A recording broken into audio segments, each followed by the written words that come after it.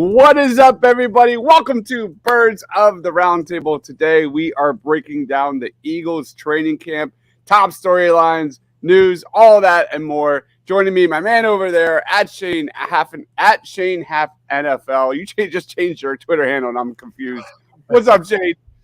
Yeah, when I did a chalk talk last week with Mark, I used my old Twitter handle because I'm just so used to like that regimented intro to the podcast. And I finally changed it. Elon finally took away the blue check mark, so I changed my username. And a side benefit / not, I guess, is now if I go to my profile and I search my tweets, it doesn't show anything from before the name change unless I go change my name to the old one. Which I guess is nice because people can't go search my bad takes, although I just gave them the secret. But it kind of stinks because I'm used to like going and searching for players' names to see like what I've said in the past, and I can't do that anymore. So pros and cons. Awesome. And also joining us, as always, he is Ryan Reese at Philly Sports PSA on Twitter. What's going on, Ryan? Not much, man. Just digesting the Eagles schedule and ready for the offseason workouts to start. All right, let's jump right in, man. We got a lot to break down in this show here. Wait, there we go. First impression on Sean Desai's press conference. Our first taste of his defense. I'll throw it to you, Shane. What was your first impression of this guy, and what does it mean moving forward?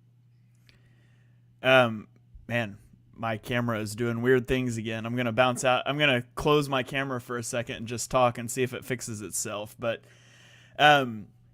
for Desai's press conference, I mean, it was nothing like crazy in terms of him giving you great quotes or anything like that. But the biggest thing that stuck out to me is you can tell that he likes the city, like talking about the team embodying the city and that sort of stuff. And that's nice to see.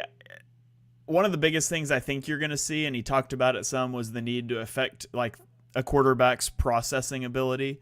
And, I've talked about a little bit before that I think he's going to do a lot more disguising coverages and spinning rotations and things. And that kind of reinforced that. So it made me excited to see what we're going to see on the field. I don't think it was the most insightful thing overall, but I'm excited to see, what he's going to do in terms of spinning coverages, giving quarterbacks a look that maybe is not what they expected. What about you, Ryan? Yeah, I mean, kind of to follow up Shane's point, you obviously didn't really get much. But yeah, I just think an overall kind of, positivity that kind of came out of it that, and, some excitement as far as, what we are going to see. As Shane mentioned that, affecting the quarterback, obviously that's huge, and kind of want to see how that, shows up on the field. So while, again, we weren't really privy to much detail, it was a good first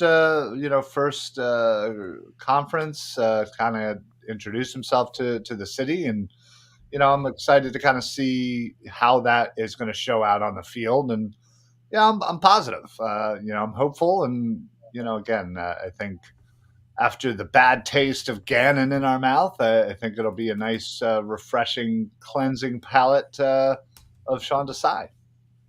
Yeah, talk about refreshing. That's a good word. I thought he came off as extremely likable and relatable. He definitely had like an infectious energy about him. He spoke well. He seems to be a good educator of the game just from the little press conference. I didn't know he went to Temple back in the 2000s, so that was cool as a guy who also went to Temple. That was fun to find that out. That tells me like this guy's going to understand the culture. That tells me he understands the expectations of his job. I think what the Eagles defense looks like is going to be really exciting during training camp. I think we're obviously going to see a lot of different looks in coverage. We're going to see a lot of different kinds of fronts. I think he kept talking about how his defense is predicated on one that attacks the quarterback, gets after the quarterback. But I was like, this guy's a Fangio like disciple. Like that is a defense that does not blitz. So Like Gannon, it's going to be one that is going to heavily rely on four-man fronts, getting to the quarterback, stopping the run, all of that. I liked how he talked a lot about disguising coverages, hiding weaknesses. I'm excited to see how it plays out. I thought it was a solid press conference, went way better than I expected. Let's jump into our next one, and we're talking the Eagles schedule release. Right now, we're going to rank the 3 Eagles holiday games. That is the Bills on Black Friday, the Giants on Christmas Day, and the Cardinals on New Year's Eve. How would you rank those, Ryan? I think I'm gonna go number 1, Buffalo. I just I've always kind of respected Buffalo and their fan base. I've always thought that prior to our Super Bowl win, we were very similar. Kind of that never quite could get over the hump. Passionate fans. So I'm excited. As a season ticket holder, going to be down there. I'm going to have to go out and buy some extra tables. And should enjoy that game. Next, it's got to be the Christmas Day game against the Giants. Anytime you have a divisional game on a major holiday, it's a big deal for sure. It does suck that it is a home game, but still, I'm going to be looking forward to watching that one. And then, the Cardinals. I think a lot of people are kind of overhyping this Cardinals game, Gannon, yada, yada, yada. Listen, the Cardinals aren't good. And it's early enough, this game, you can go, you can watch it, you can, do your thing. And you still got plenty of time for New Year's Eve. So, again, I'm just not that, excited about the Arizona Cardinals coming to town. With Gannon, it's not that big of a deal for me, personally. What about you, Shane? How would you rank the 3 holiday games? Yeah, I've got the same ranking that Ryan does. The Bills game is that's a hyped game. That's against an AFC contender, the first meeting of Josh Allen and Jalen Hurts. And, it's in that brutal stretch where they play the Chiefs and they play the Cowboys and they play the 49ers. And you play all of these teams that are contenders. And that's just going to be a fun stretch. I'm really looking forward to playing those teams. So that one's number 1 for me. Giants number 2. It's a divisional game. I think the Giants overachieved last year relative to expectations. I think they're going to be a similar team again this year. They've still got a quarterback problem. They've still got personnel issues, but they've got a great head coach. And then the Cardinals, who have personnel teams and have a terrible head coach. So that one's number 3 on the list. I wouldn't mind that one being early in the season because by week 17, the Cardinals are going to be like 2-14 and everyone's going to be over that. But it would be fun to whoop them in like week 3. But by week 17, no one's going to care anymore. Yeah, I'm the same way. Same 3. I just want to add one thing on that Bills game. Yeah, the Josh Allen, Jalen Hurts showdown is going to be terrific. But Bills Mafia, man, coming to Philly, that is going to be wild. That is going to be a party because one of the most ridiculous stories I have comes from going to Buffalo for an Eagles game. And those guys are wild, man. Those guys are in our faces, throwing beers at us. They're like the rival to Eagles fans, man. They party. So that'll be fun. And then Christmas Day, as someone who I can say, my family and I, we drink heavily on Christmas Day, and to have an Eagles game on Christmas and Christmas movies and presents, there's nothing better than that. So it's like elite tier 1 and 2, and then the Cardinals. All right, let's jump into the next topic. Not the biggest game of the season, but what is the Eagles game that you cannot wait to see in 2023, Shane? And there's so many ways you could go with this one. I was hoping you were going to throw it to Ryan first, but I'll stick in the division and say week 9 when the Eagles host Dallas. We still haven't seen a Jalen Hurts versus Dak Prescott game, and hopefully in week 9 both guys are healthy and we get to see both guys at the top of their game. I think that's the one I'm most excited for. I always get most up for divisional games, and I think that'll be a good one. All right. What about you, Ryan? Yeah, that's definitely a good one. And there's a lot to choose from this year, honestly. I think I'm actually kind of looking forward to seeing Miami. Good. The whole Tua and Jalen first time meeting, the explosiveness of Miami's offense, Tyreek Hill and Waddle. And yeah, again, it'll be a home game. I'll be out there in the stands. It'll certainly be a fun game to be at. So I think that's probably one of the ones that I'm definitely looking forward to. Mostly because I've seen Dallas and the Giants and Washington about a billion times. So I for whatever reason I don't get as hype for those games. Just I feel like I'm just they're it's old hand. It's been to a million of them. So Miami for me for sure. Elaine says KC Chiefs rematch. That's got to be number one. I can't believe neither of you said the Niners. I am shocked. It's clearly the San Francisco 49ers NFC Championship rematch.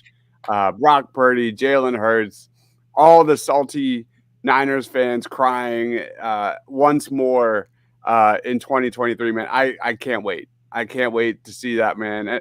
Javon Hargrave is now in San Francisco. That's another like interesting twist to the rematch. But man, this whole thing with the Niners players and coaches, and still salty about how the Eagles completely destroyed them in the playoffs because they forgot to, you know, put a guy on Hassan Reddick is just mind-boggling. I can't believe no one picked the Niners. It's like easily Elaine. I agree. It's like Chiefs, Niners, and everything else. I just feel like the Chiefs and the Niners games, those are gonna be big games. And again, I think when you kind of worded it, you just said not Vegas. So I feel like those are in contention for the biggest games of the year. And to personally, I'm sick and tired of hearing from Niners fans. Like I'm already kind of over it. It's like just move on with your life.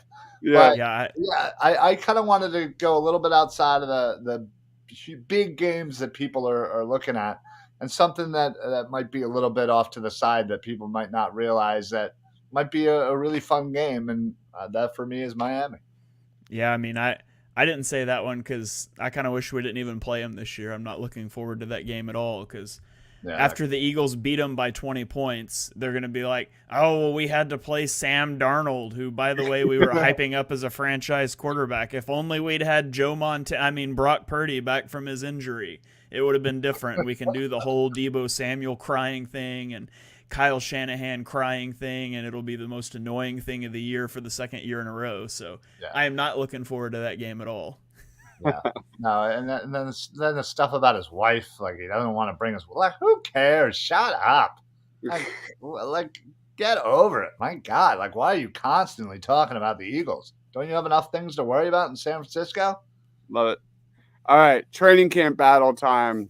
I'll throw it to you first, Ryan. What is your favorite training camp battle for the Eagles this year?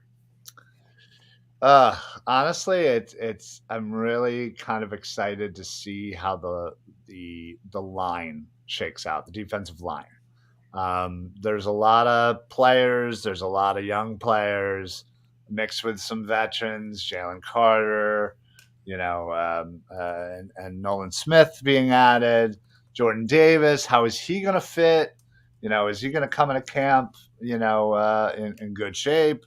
Is he going to be the starter? Is Jalen Carter just going to come out of nowhere and just be a monster? Like, I just kind of want to see how the defensive line shakes out and seeing how the rotation is going to look like. That to me, I think is going to be a very important part of this Philadelphia Eagles defense. And I just am very curious how they're going to utilize all these different players, in their rotation, and who's going to be the official starters and who's going to be there on third down, stuff like that. That's what I'm looking forward to. Yeah, we will be touching on Jalen Carter in just a moment. What about you, Shane? It's the battle for right guard. Cam Jurgens, Tyler Steen. I know everybody thinks that Cam Jurgens is the right guard, and I'm not so convinced. We'll see. We'll see how it plays out, but I definitely don't think it's his job to lose. I think it's far more of a toss-up than anybody wants to wants to admit, and I don't think that's a bad thing. I hope Tyler Steen can come in and push Juergens, and I hope he can beat him out, because we already know Juergens looked pretty good as a center. So if Steen could beat him out for right guard, I think that bodes well for the future as well. So that's the one I'm most excited to watch. It's mine too, on the offensive line. That's the bread and butter of the Eagles.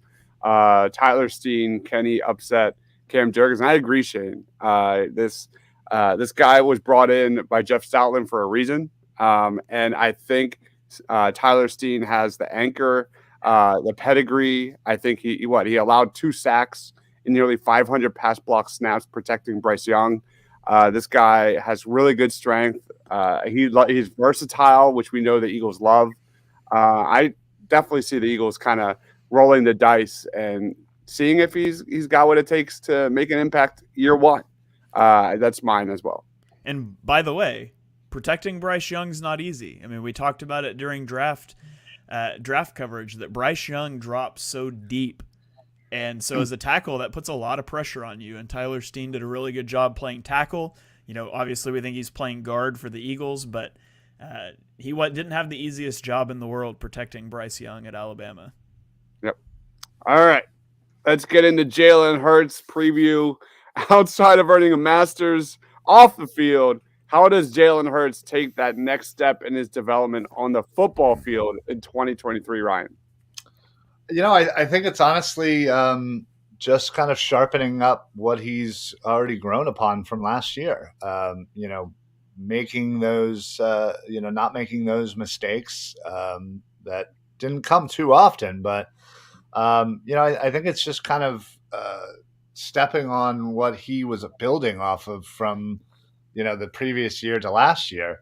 I think if he kind of cleans some of those, things up, makes smarter decisions, quicker decisions, I think the sky's the limit for this guy. And I think they're gonna try and maybe not have him be so much of a runner this year. So again, kind of honing in on that pocket awareness, which he already is pretty good at, but continuing to make smarter, quicker reads, things like that. Again, I don't think we necessarily need him to take another, leap and bound like he did last year, because I personally just don't think there's that much room to go. But just small cleanup stuff, smarter, quicker decisions. I think that is going to make a huge difference to continue to take another step forward. Shane. I mean, obviously he's got to get a doctorate now, right? It's got to be the next step. Go get your PhD. Now, I mean, the biggest thing for me is getting consistency. You want to see him consistently play at the level that he did in 2022. And can he do that? Maybe. There was a lot of that 2022 season that just felt like a special, like, career year type of season. And even if that is his career year, even if he plays at 95% of that for the rest of his career, that's going to put you in Super Bowl contention. But I think the two things that you could see him make some improvements on is not taking as many hits. I've got no problem. You get the Super Bowl clip, where he lowers his shoulder into 4 guys and gets into the end zone on the 2-point conversion, and that's fine. You got to do that situationally, and sometimes I think he puts himself in harm's way a little more often than needed.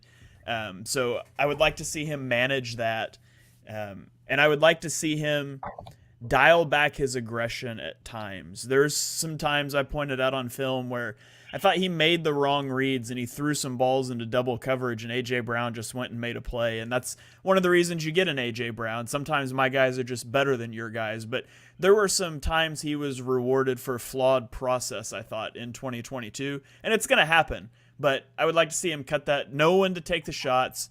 Know when to hit those check downs, especially against blitzes and things like that. So I would like to see him flesh out that aspect of his game a little bit more, but we're nitpicking at this point. I mean, if I'm his QB coach, those are some of the things I'm telling him, but realistically, go recreate 2022 every year of your career, and we're going to the Hall of Fame.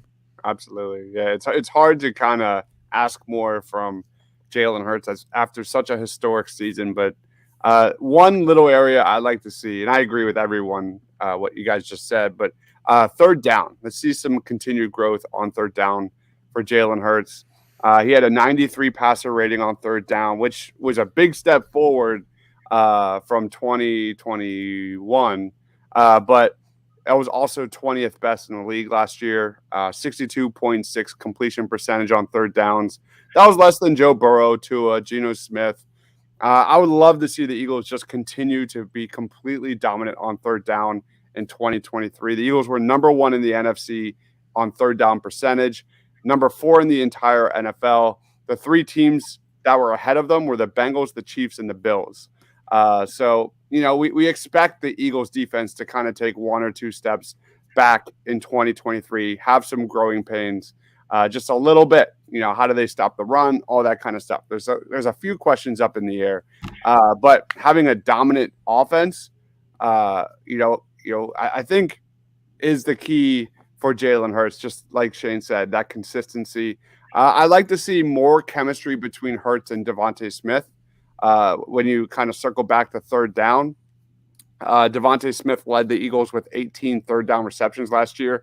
That was 7 receptions less than the number 1 guy. So continued chemistry with Smith, with Hurts would be awesome. That's about it. I can't really think of anything else because he was such a monster. All right. Outside of Jalen Carter, who is the Eagles rookie that is most likely to make an impact in 2023? Shane. Ty Zettner. Man. Aaron Sipos, get out of here. Ty Zettner is going to be the punter in 2023. He's going to be the rookie outside of Jalen Carter, maybe including Jalen Carter, that makes the biggest impact because he's not going to shank a punt in 4th down of the Super Bowl. Yeah. Oh, wow. It's Ty Zettner for me too.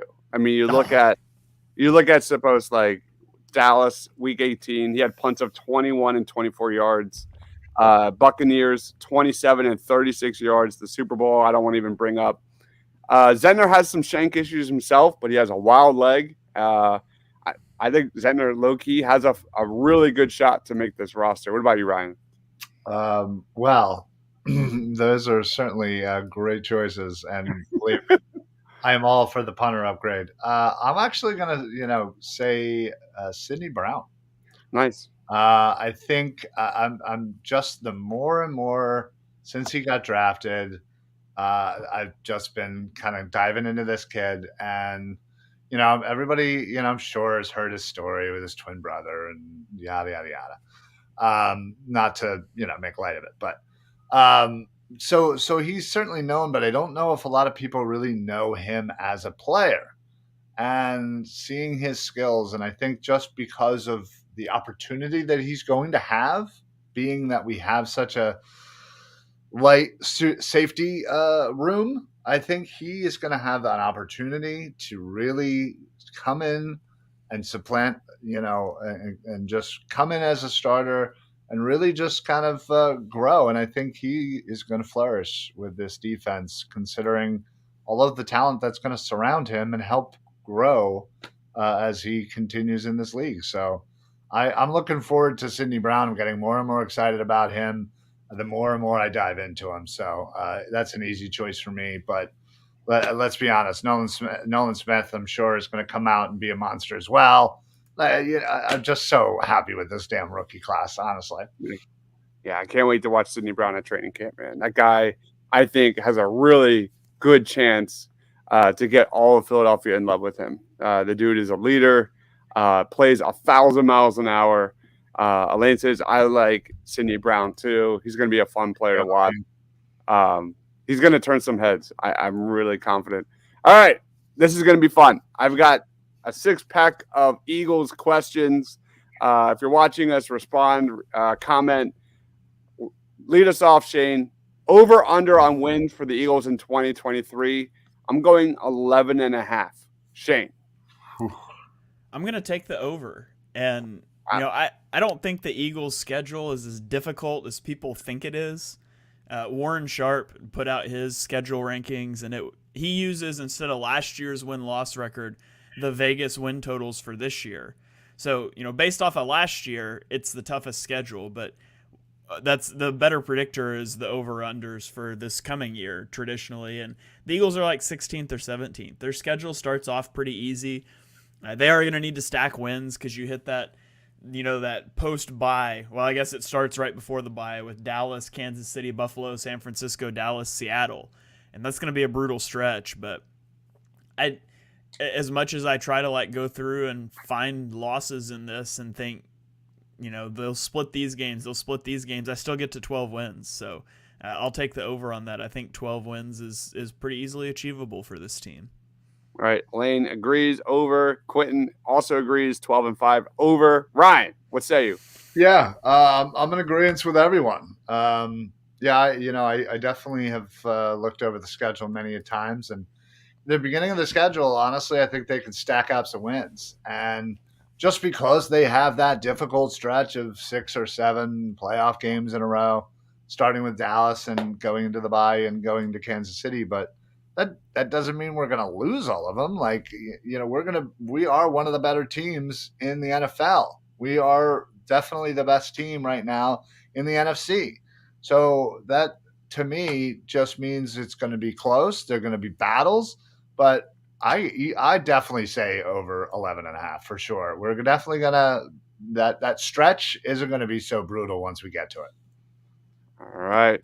One of my favorites here. Let's go. Jalen Carter snap percentage over under 54.5%. Shane. I'm going to say over. Wow. I'm going to say over. Losing Javon Hart, I'm assuming no suspension comes, anything like that, obviously. But if he's available for the whole season, you're losing Javon Hargrave, who played 65% of the snaps last year. Fletcher Cox played less and less as the year went on.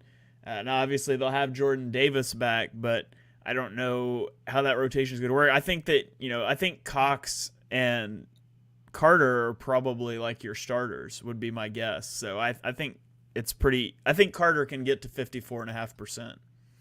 I think it's going to continue to increase as the season progresses. But Milton Williams he was 35% last year. Probably gets an uptick in 2023. What about you, Ryan? I'm going to say under, and not by much. And I think, Dibes, I think you're absolutely right. It's going to be kind of a slow play. Get him, get him used to the NFL and kind of, build up from there. Plus, I think the biggest, factor in all this is how much Jordan Davis is going to play. He definitely played a lot less than we all assumed. Are they going to kind of take that approach with Jalen Carter? Probably not, but we're assuming that Carter is that much better of a prospect than Jordan Davis, and won't apply, those rules won't apply. So, but yeah, I think it's going to be close, but something tells me it's going to be just under. Jordan Davis played 20% of the snaps last season. So yeah, talk about a guy with that much to increase, right? Lynn says under. Let's go on to our next one. Nolan Smith, same question. Nolan Smith snap percentage over under at 29.5%. Shane. I'm gonna say under. I think that he's a stand-up linebacker. I don't think they're gonna put him as a hand in the dirt defensive end. And if they did put him as a hand in the dirt defensive end, you've still got Brandon Graham, Josh Sweat, Derek Barnett is coming back off of injury, still on this roster. Can't wait to watch him get more personal fouls and sacks this year. Personally, it's going to be great. But now, if Desai wants to use these 3-3-5 fronts that are really more like 5-2 fronts and have have Hassan Reddick and Nolan Smith as your stand-up linebackers up on the line, I think that's where you could see more run time or play time from him. But if you're going to do that, you've got to be willing to drop him into coverage. And I'm not sure what they're going to do with that. So I'm going to say under. I think he doesn't make as big of an impact in year one as people think. Ryan. I'm going to go the opposite. I'm going to say over. Oh. I think they are going to utilize Nolan Smith in many different ways. And I think it's mostly just because outside of, Sweat and Graham, you can't rely on Derek Barnett for anything, and Hassan Reddick's all over the place, and yeah, I think they want to, I think they'll have more leeway with him as an edge than they will, Carter in the middle. So I think he'll definitely head over for sure. All right, let's keep it rolling. Eagles 2023 sack total over under. I'm setting it at 55.5. Quick note, that would still be number one, I believe, in the NFL. I could be wrong about that. I think that's like half a sack higher. And I believe they have 70 in 2022. Yeah. Let's start off with Ryan. Thoughts? I'm gonna go under. Okay. I just think new, defensive coordinator. I think a lot of new players on the line. I think the magic of last season. It's just I just don't see it kind of happening again. I do think they'll be very successful, but I'm gonna go and lie in my my bed of Eagles always putting pressure and never getting the full sack. 1 year was great and I loved it, and I'll forever hold it in my heart. But I'm going to go right back to being the cynic of never getting to the quarterback. Yeah. All right, Shane. Yeah, it's crazy. So the Eagles get 70 sacks last year. Do you know how many sacks the Eagles had the season before? Oh, it was like 30 something. Yeah, It wasn't even. It was 29. 20. Oh my god! They had They went from 29 sacks to 70. That's insanity. In the last decade, only 2 teams have broken 55 sacks. The Eagles last year, who got 70, and then the Steelers have done it twice, getting 56 both times. So this one outlier of a season, outside of that, only one team has broken 55.5, and they did it by a half a sack. I'm going to say the under. I think the Eagles' pass rush is going to be fantastic again this year. 70 sacks is ridiculous, and they're playing much better quarterbacks this year that are not going to have 6, 7, 8 sack games. So I'll take the under. Love it. Quentin agrees. Sack total under. Elaine says under. Rolling on to our next one. Who will be the 2023 interception leader for the Eagles? Ryan. CJ Gardner-Johnson led the team with 6. After that, it was Darius Slay and James Bradbury tied apiece with 3 interceptions. Then Scott at 2, Josh Sweat, Avante, Reed Blankenship with 1. Yeah, I think I'm gonna go with Bradbury. Losing Gardner Johnson in that fashion is certainly gonna hurt, but those opportunities will be taken by others, and Bradbury just seems to have just a good nose for the ball, and I could definitely see him getting 5 or 6 interceptions for this year for sure. Elaine Take says Bradbury. Josh Sweat, you coward. Shane. Sweat? No, I'm just kidding. I'm gonna say somebody that I know this isn't stealing your answer, Dibes. I don't know what your answer is, but I know it's not mine. It's Reed Blankenship. What? Reed Blankenship. I think Edmonds is going to be more of your strong safety, and so that means that Blankenship's going to be more of your free safety, which was where Chauncey Gardner-Johnson played so much last year. In the cover 4 style of defenses that Fangio, that Desai, that Gannon runs, part of the reason that your safeties get so many interceptions is because of that defense. And so I think teams are going to try to stay away from Bradbury and Slay a little bit. You're going to have Reed Blankenship, who showed a nose for the football. He made a good read, picked off Aaron Rodgers, being able to come down off of the roof and make some plays. So I'll take the guy that I'm not even positive is going to be the starting safety, but Reed Blankenship. It fits for me. Love it. Should I give mine? Yeah, I'll give mine. All right. I'm going in the left field here. I'm going to go with my gut. I'm going to go Nakobe Dean. A lot of people don't remember that he had 2 interceptions in his last year at Georgia. He had 2 forced fumbles. Nakobe Dean is a playmaker with all the added kind of things. combined. And I guess this is an interception question. That's probably I was thinking just turnovers in general. I screwed up the question. Oh, what? So I it's love not the answer though. If Nakobe Dean is leading even just in turnovers, that means his defense is a lot better off than I thought. all right. Or it's really bad and he got one strip sack. Come on, right. you had to ruin it for me. All right, last question of the evening. Who has more Jalen Hurts rushing touchdowns or Rashad Penny, DeAndre Swift rushing touchdowns combined? Shane. That's tough. I've gone back and forth on this one a lot. If you said Jalen Hurts touchdowns or running back touchdowns, I would have definitely picked running backs. But the Eagles showed a bit of a maddening tendency to put Kenny Gainwell in at the goal line last year, and he ended up with 4 touchdowns. I feel like, I think QB sneak's still going to be effective down near there. Ultimately, I come down to being really uncertain about the health of long term of both Penny and Swift. So one of those guys probably misses some time, and then you're going to get the Gainwell goal line touches. So I'm going to say Hurts, but this was a tough one for me. Ryan. Yeah, that's certainly something I went back and forth on.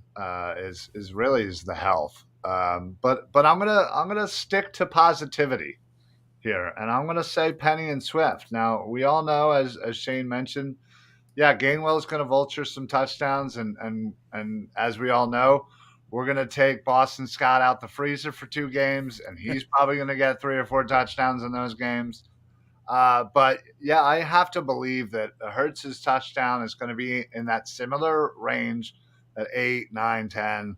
And, Swift and Penny have got to get more. They're going to be running the ball a lot, and they need to get in the end zone more than 10 times total, for sure. All right. Quentin agrees. Hurts, QB sneaks, plus the running back injury history for sure. Elaine says Hurts. That wraps it up. Final thoughts, Shane? Plugs. Time's yours, man.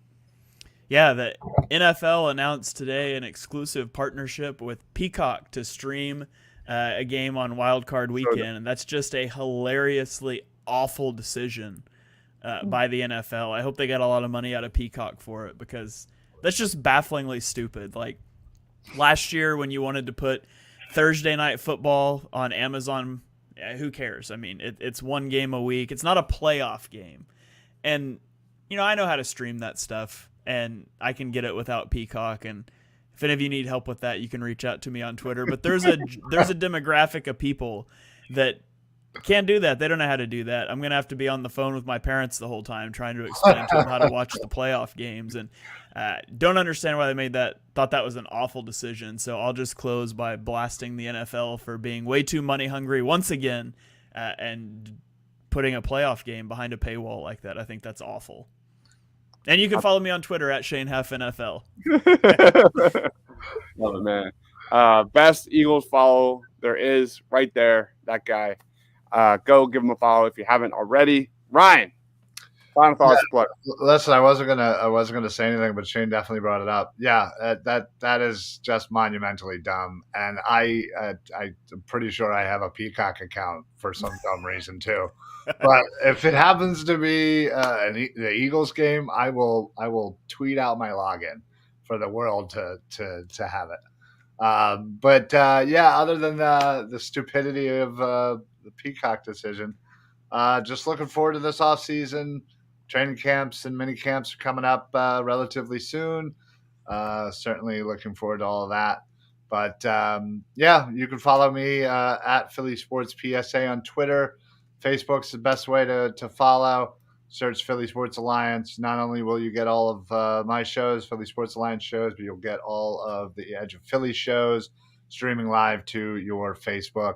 Put on those automatic notifications. Best way to do it. Like, follow, share. Thank you very much. And don't forget to follow these guys, because I literally was almost late to the show tonight because I was watching his top 5 linebacker show on YouTube. I was too into it. I realized, oh crap, I better go. So check it out, both of them. Ryan's going to tweet out his Peacock account and then the whole city of Philadelphia is going to be continually logging in, and it's going to kick the last person off because it's at the 2-device limit or whatever. I'll upgrade. I'll upgrade for unlimited devices right for the playoffs. Don't worry, guys. I'll take one for the team. I like Quentin. This comment. Final thoughts. Howie Roseman. If there was a winner of the weekend, it was absolutely Howie Roseman, because there's a lot of disinterested basketball fans in Philadelphia right now, and all attention moves to the Philadelphia Eagles. Training camp's what, in like July, end of July, I think. Yeah, but there's many camps at the end of May, beginning of June. Oh yeah, any little bit that we can get our hands on, the quicker the better. So it's coming up pretty soon. Final thoughts for me is 3 1 p.m. games are going to be the death of me in 2023. As someone like who loves me, so I'm old. I'm an old guy. I love making a drink at noon. You know, you're getting your lunch spread ready. 1 o'clock, like the game ends, you can still have an afternoon with your daughter. Like, man, all the 4:30 games, 8 p.m. games, that's not going to be fun. I do not like anything other than 1 p.m. games on Sunday. Yes, Shade. I would like a do-over for my final thoughts. I knew it was coming. Because I have two. One is that everything Dibes just said is wrong. That I love not having 1 p.m. games, because then I can watch all the other games and then like focus in on the Eagles later. But my other final thought that I should have mentioned earlier, did either of you guys follow the XFL at all? No. Okay, well, over the weekend, the Renegade won the XFL championship, which is noteworthy for two reasons. One of which is their head coach is Bob Stoops, who Oklahoma. So cool. Go Sooners. We want you back. Get rid of Brent Venables. But anyways, the other reason it's noteworthy, do you know where the Renegade play their games? You know what city they represent? Isn't it DC? No? No, it's Arlington. So Dallas. Shout out to the Renegades for bringing a football championship to Dallas for the first time since 1995. So at long last, a 28-year championship drought ends for the city of Dallas/Arlington. So kudos to the Renegade at doing in an inaugural season what Dak Prescott and Jerry Jones haven't been able to do in their whole career. That needs to Renegade. That needs to be like a social media thing or an Eagles thing during Dallas week in Philly. I saw somebody tweeted out that the XFL shut down, began again, and then Dallas won a championship. More recently, the Dallas Cowboys won their last Super Bowl. It was pretty funny. I'll have to find it and retweet it. But, I need like David Akers to come out and say something funny about it, just like he did at the draft. Yeah. All right. Final thought. That's about it. You can go check out my 2024 draft coverage. I've got like 7 videos out already on everything. I'm working on quarterbacks now. It's a really deep, unlike this year, next year is really deep in quarterbacks. I've got 10. I've got more than 10, but I've broken it down to my top 5 and then 6 through 10 in 2024. But I've covered wide receiver, linebacker, edge, defensive tackle, cornerback, tight end. Probably not going to touch the offensive line until I get more tape during the season. I'll probably touch that later down the road.